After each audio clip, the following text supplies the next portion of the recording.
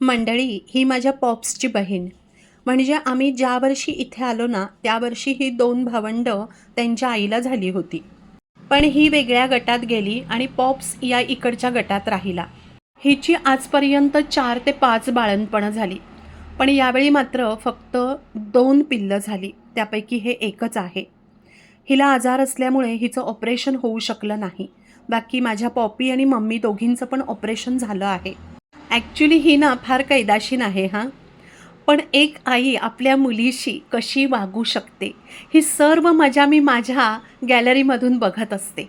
वरून मी खाणं टाकते, ते खाणं ही दोघंजणं खातात. या बाळाचं त्याच्या आईशी खेळणं पाहायला मला खूप आवडतं.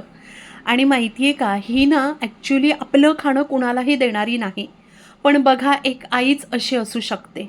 तू खा, मला नसलं तरी चालेल. ही ज्या प्रकारे तिच्या बाळाला सांभाळत असते ना, ते बघून खूप भरून येतं.